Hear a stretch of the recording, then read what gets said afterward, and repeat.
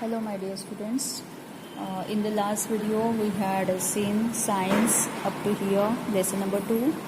Now we are going to see page number 13, reproduction. Living things produce other living things like themselves. Living things क्या करते हैं, अपने जैसे ही दूसरा living things को प्रोड्यूस करते हैं. Some animals give birth to their young ones, some lay eggs. कुछ क्या करते हैं, छोटे बच्चे को जन्म देते हैं और कुछ एग्स में से रिप्रोड्यूस करते हैं. The young ones hatch out of the eggs. और इस तरह से ये जो अंडे होते हैं इसमें से वो फूट कर उसमें से छोटा बच्चा जो है निकलता है. New plants are produce from the seeds, stems और लीव्स ऑफ प्लांट्स. और प्लांट्स में रिप्रोडक्शन कैसे होता है कि उसके जो सीड्स होते हैं, स्टेम्स होते हैं और लीव्स होते हैं, ये नया प्रोडक्शन करते हैं. The process by which a living thing generates a new living thing like itself is called a reproduction और प्रोक्रिएशन. तो ये जो प्रोसेस होती है, जो लिविंग थिंग्स नए लिविंग थिंग को जन्म देते हैं, इस प्रोसेस को बोला जाता है रिप्रोडक्शन और प्रोक्रिएशन भी बोला जाता है. Reproduction is a characteristic of living things. ये जो है वो सिर्फ लिविंग थिंग्स में ही होता है. नॉन लिविंग थिंग्स ऐसे जन्म दे सकते हैं क्या? कोई टेबल या चेयर किसी दूसरे टेबल या चेयर को जन्म दे सकते हैं क्या? नहीं. तो ये किस में होता है? सिर्फ लिविंग थिंग्स में ही होता है. यहाँ पे देख सकते हो आप, ये चिड़िया जो है उसने एग्स दिए हैं, इसमें से रिप्रोडक्शन हुआ है ना. ये ब्रायोफाइलम जो है ये प्लांट है एक, है ना, इसका रिप्रोडक्शन हुआ है.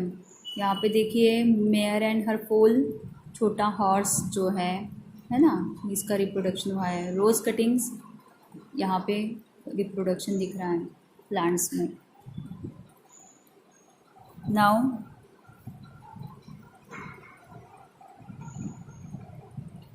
देखिए यहाँ पे कुछ पिक्चर्स आपको दिखाई दे रहे हैं, है ना. ये जो प्लांट है, ये प्लांट अलग अलग रंग में आपको दिखाई दे रहा है और अलग अलग तरह का दिखाई दे रहा है. और यहाँ पे भी देखिए ये जो गोट है, ये गोट के भी अलग अलग पिक्चर्स आपको दिखाई दे रहे हैं. देखते हैं इसमें क्या लिखा है. A definite life span. At a certain stage of life living things become capable of reproduction. Later on in life production stage their organs become weak and still later their life comes to an end. तो क्या होता है, एक ऐसी stage होती है, उस stage पर लिविंग थिंग्स क्या करते हैं, रिप्रोडक्शन कर सकते हैं. और in life reproduction stage their organs become weak. Reproduction के बाद जो है इंसान का शरीर जो है वो बहुत ही वीक हो जाता है. जैसे बच्चे को जन्म देने के बाद किसी भी लेडीज़ का शरीर जो है वो वीक हो जाता है, तो वैसे ही एनिमल्स में भी होता है. उनकी जो लाइफ है वो थोड़ी कम होने लगती है. Their life comes to an end. और उनकी लाइफ जो है वो कम होती जाती है और वो ख़त्म भी होती है. In other words living things die. यानी क्या होता है, लिविंग थिंग्स फिर बाद में मर जाते हैं. The life span of different animals and plants are different. तो सब एक साथ नहीं मरते हैं, सबका लाइफ स्पैन जो है वो अलग अलग होता है और उसके हिसाब से उनकी डेथ होती है. For example the life span of dog is about 12 to 18 years. Dog का लाइफ स्पैन 12 से 18 साल तक होता है. यानी डॉग कितने साल ज़िंदा रह सकता है? 12 से 18 साल तक वो ज़िंदा रहता है. While the ostrich lives for 50 years. Ostrich bird आपने देखा होगा, वो 50 साल तक ज़िंदा रह सकता है. You may have wondered what exactly the living things are, how they came into being. So आपको ऐसे लगता होगा कि ये कैसे होता है ना, and so on. The life span of the giant turtle found on the Galapagos island in South America is about 170 years. ये जो टॉर्टोइज है इसका लाइफ स्पैन जो है 170 ईयर्स होता है, यानी इतने साल ये ज़िंदा रहता है। On the other hand the life span of the mayfly ranges from 1 hour to 24 hours. तो life span of mayfly जो रहता है उसका 1 घंटा या 24 घंटे तक उसका लाइफ स्पैन रहता है, यानी उतना समय ही वो ज़िंदा रह सकते हैं। Observe honeycomb and a wall, what are they made of.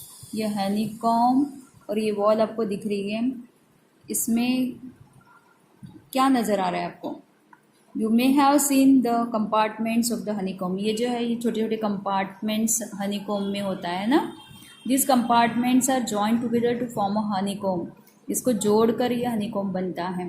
A wall has bricks, to construct a wall we firmly join the bricks together. जैसे वॉल जो है इसमें जो गैप है इसमें सीमेंट रेत वगैरह भर के इसको भी हम जॉइन करते हैं, वैसे हनीकॉम भी क्या करता है, ये जो वॉल से इनको जॉइन करता है। Okay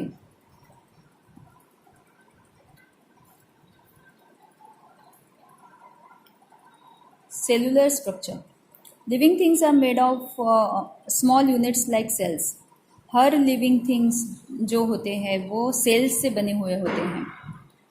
All the actions and processes in the bodies of living things are brought about with the help of these microscopic cells. Microscopic क्यों बोला है? क्योंकि छोटे छोटे सेल्स होते हैं। तो हमारी जो सारी जो प्रोसेसेस होती हैं हमारे अंदर, जो एक्शंस होती है बॉडी के अंदर, वो सब सेल्स के ज़रिए ही प्रोसेस होती हैं। Some living things are made of a single cell, these are called unicellular organisms. कुछ लिविंग थिंग्स जो होते हैं वो एक ही सेल से बने हुए होते हैं, और इंसान जो है, इंसान के शरीर में बहुत सारे सेल्स होते हैं। तो जो एक सेल से बने हुए एनिमल्स होते हैं उनको क्या बोलते हैं? Unicellular organism. जैसे ये अमीबा है ना, दिख रहा है आपको? ये एक ही सेल से बना हुआ होता है। Some living things are made up of single cell, these are called unicellular organisms. On the other hand the living things that are made of many cells are called multi cellular organisms. जो बहुत सारे sales से बने हुए होते हैं, 2 या 2 से ज़्यादा, वो होते हैं multi cellular organisms. The amoeba and some other micro organisms are unicellular, while man, cow, mouse, cockroach, elephants, banyan tree, the onion plant etcetera are all multi cellular organisms. Amoeba जो है वो एक सेल से बना है, और बाकी ये जो है man, cow, mouse, cockroach, elephants, ये सब जो है वो बहुत सारे सेल्स से बने हैं, इसलिए उनको मल्टी सेलुलर ऑर्गेनिजम्स बोलते हैं। All the characteristics of living things are seen in every cell of the living thing. Living things की सारी कैरेक्टरिस्टिक्स जो है वो उसके सेल्स में भी दिखाई देती है, वेदर इट इज़ यूनिसेलुलर और मल्टी सेलुलर। चाहे वो एक सेल वाला हो, चाहे एक से ज़्यादा सेल्स वाला हो।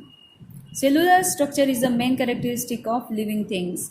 सेलुलर स्ट्रक्चर यानी सेल से बना हुआ शरीर, ये भी लिविंग थिंग्स की एक खासियत होती हैं। Even though the number of cells may vary, भले ही उसके नंबर ऑफ सेल्स कितने भी रहे, एक रहे या एक से ज़्यादा रहे, लेकिन उसका बॉडी स्ट्रक्चर जो है वो सेल्स से बना हुआ ही होता है। सारे लिविंग थिंग्स में सेल्स होते हैं। Okay, so here I and this video. In the next video we will see the next part of this lesson. Okay, thank you, have a nice day.